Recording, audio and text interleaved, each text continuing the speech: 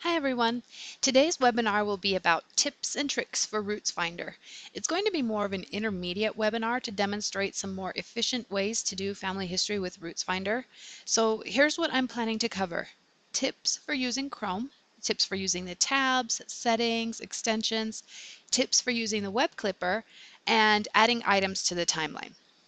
So to start, I want to talk a bit about browsers. RootsFinder works best in Chrome, whether it's Chrome for Windows or Chrome for Mac, doesn't matter. But right now our web clipper only works with Chrome, and it's our web clipper that's really going to help you work faster. You can use other browsers to do other stuff in RootsFinder. You can use Firefox, you can use Safari, you can use Edge, but you won't be able to use the clipper in those browsers, so we really recommend using Chrome. One user told me about a browser called Vivaldi, which uses Chrome extensions, and he reported that the clipper worked in Vivaldi, so you could use that, but in this webinar, I'm going to demonstrate using Chrome. So I'm going to show you some areas you might want to know about in Chrome. Up here, you have your various tabs. One tip I highly recommend is to get comfortable using multiple tabs and preferably be able to use two monitors because genealogy gets complicated and you need to be able to refer back and forth to things. So being able to look at things side by side is super helpful. One important trick is to right-click on a hyperlink and open it in a new tab or window. This way you can follow a link, but you don't lose what you were looking at. So let's say you're looking at a person page and you want to look at a sibling. You might not be done with this page. So what you might want to do is right-click on the sibling, take a look at it, then close that new tab without ever losing the first tab. Sometimes you may close a tab and think, oh wait, I wasn't actually done with that. I need that back. In which case you can right click on this little nub of a tab here and click reopen closed tab and it will bring that back up. Another trick I want to show you is to right click on the tab and duplicate it. This will open up a separate instance of what you're looking at, so that way you're basically making a photocopy that you can work from without losing your place. This is helpful when you want to take a tangent off of something, but it won't let you open a hyperlink in a new tab. So for example, if I wanted to open up my pedigree without losing this person page, I can't right click on it to open a new tab. So I might want to duplicate this tab, then click. That way I can have both. So that's a little bit about using tabs. The next thing to look at is the address bar here. One thing I might point out here is that this is your tree number right here. So if you need support, you can tell us this tree number or send this URL so the developers can look at it. Then over here, this little star icon lets you bookmark this page in your browser. Over here in this area, you have your browser extensions.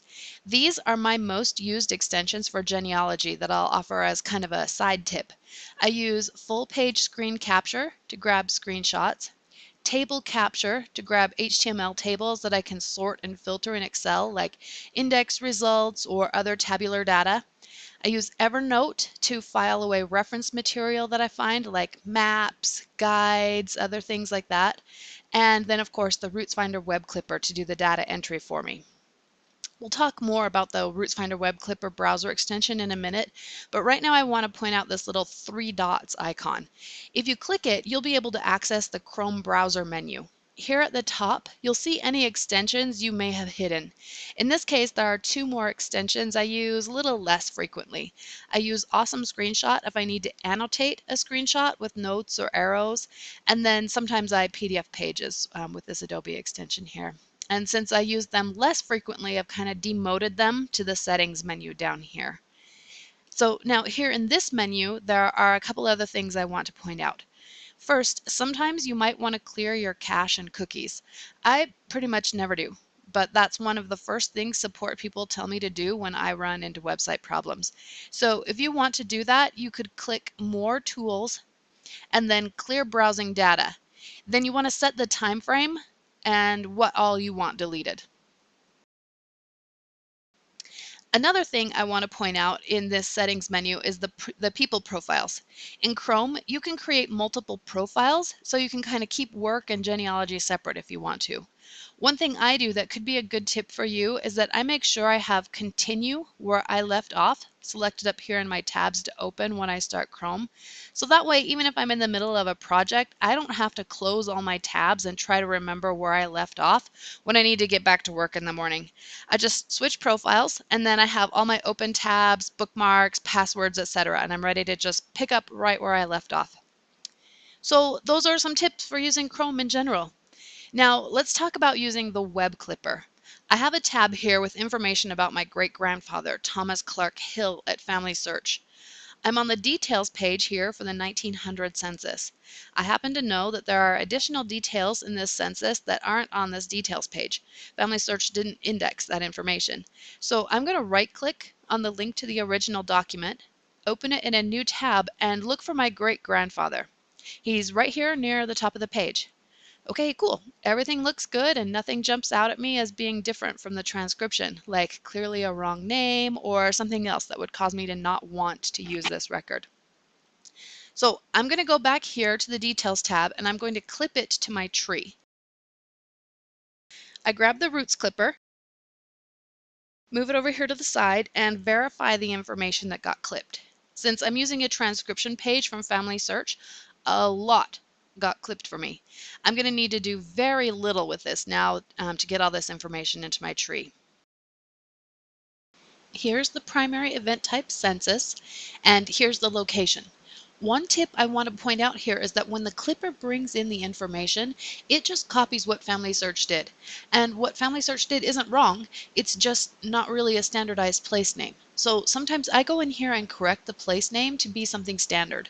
The clipper suggests Bruceville, Knox, Indiana, United States for this location when I put the township and precinct into the place deals. This suggestion comes from the We Relate wiki. If you ever want more information about a place suggestion, head over there and check out their open source place database. They would love to have contributions to help identify, standardize, and/or correct locations. One other thing you might also want to do while you're on this tab is that sometimes I grab the image from the other tab, either by saving the image or by grabbing a screenshot, and then I save it to my computer, and then I might also upload it here in the media section so the image stays with the data always. RootsFinder will take a screen grab if it can, but URLs can change, and also some sites don't allow RootsFinder to take a screenshot, so you might want to add the image here. So then I check the source citation. One tip here is to give the source a title. Most genealogy sites don't really title the source in the citation, so the clipper can't get a title, it's not there. It's not a big deal, but when you start getting into hundreds and thousands of sources, it's nice to have a good descriptive title up here. I do it like this. I put United States Census 1900 Indiana Knox County, but of course you can do whatever you want. This just works for me. So then we move on to the people section. This is where I tell the clipper where in my tree to put this data. Here's an important tip. Here I have GW Hill. I might need to refer back to RootsFinder to see where I want to file this GW. It looks like I have TC's father listed as George Washington Hill, born 1848. When I click back over here to a RootsFinder to check the page, and then I come back to the Family Search page, oh no! It looks like I lost the clipper. Where did it go? Well, the clipper is floating. That has advantages and disadvantages. The advantage is that I can resize it like this and move it around like this as needed to deal with the document. I can even move it to another monitor so things are side by side if I want to transcribe an entire document myself. The disadvantage to this is that when you switch windows, it looks like you lost it, but you didn't. It's just floating in the background. And to get it back, just do Alt-Tab or hover over your toolbar and look for the RootsFinder logo. Click it and the clipper will be back on screen. This is a good example of how using two monitors can speed things up for you. You can keep RootsFinder open on one monitor and do your research on the other monitor so you can look side to side rather than switching tabs. If you can't use two monitors, one thing you might want to do is drag your tabs side by side so you can compare things. And then when you're done, or if you don't want them side by side anymore, you just drag the one tab back up beside the other or just close it. So continuing with my census here, I was able to verify that TC's father was George Washington Hill. So I'm just going to tag George Washington Hill, born 1848.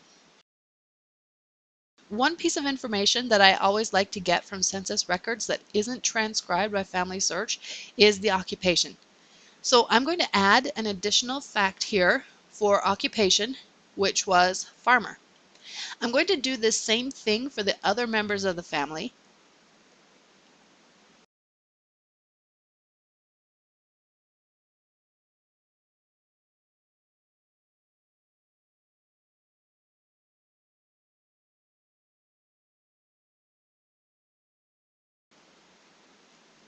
And I'm just going to click Next.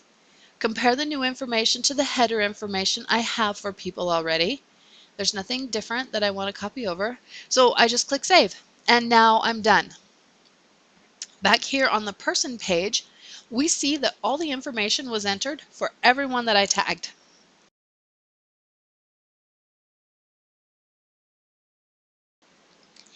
Now, if I wanted to add something without using the clipper, let's say it's a document I had on file already and I want to add it to the timeline, I click the plus up here at the top of the timeline and then I click Add Event/Fact. The box that opens works exactly like the clipper does. I'm going to put this side by side with the document I'm adding so you can see what I'm doing here. I pick a primary event type. In this case, I have a marriage license I want to add. One tip I want to point out is the Other field right here in the event type. Although there is an option for marriage in the vital events area, a marriage license is not, strictly speaking, a marriage. So I'm going to go over here to the Other field and I'm going to start typing marriage, and yep, there's marriage license already as an option. Now, I'm not limited to the options in this list. I could type whatever I want. But RootsFinder has some common other event types it already knows how to handle in the background. So I've got marriage license selected, and now I click Next to go to the details. Here I type the date, which is 30 December 1910, and the location, which is Price, Carbon, Utah. And here it is suggested for me in the list. Awesome. I don't have any additional fact or location details, so now I upload the document image here. And then usually I would transcribe it, but in the interest of time for this webinar, I'm just going to copy in a transcription I've already prepared. And then I click Next. Here I have source citation information. I'm going to give it a title, a page, and a date.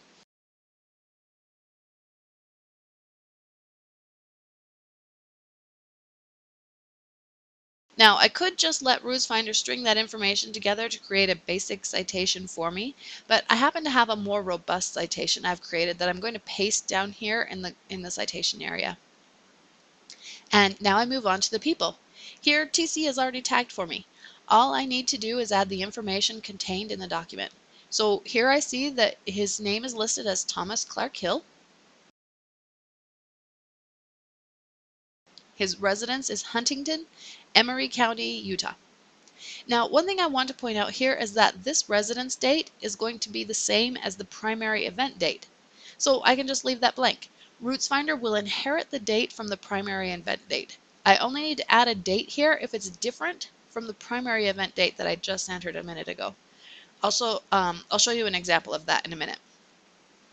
For now, I'm going to add a new fact here and say his age is 26. I'm putting 26 over here in the fact details area. Now, one cool thing RootsFinder is going to do for me is it's going to calculate his approximate birth year based on the age and the primary event date. That's super helpful. I don't have to figure it out myself. Okay, that's all the top of the license has to say about TC. So now I'm going to add his wife. Remember I said RootsFinder already knows how to handle certain event types?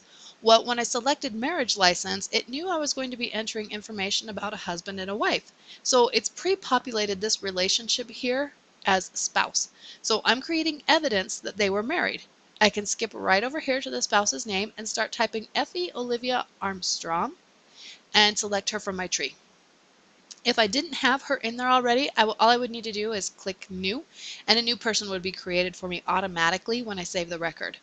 One tip I want to point out here is that you can just use this little down arrow to copy the name as it appears in your tree into the area for the name as it appears on the record.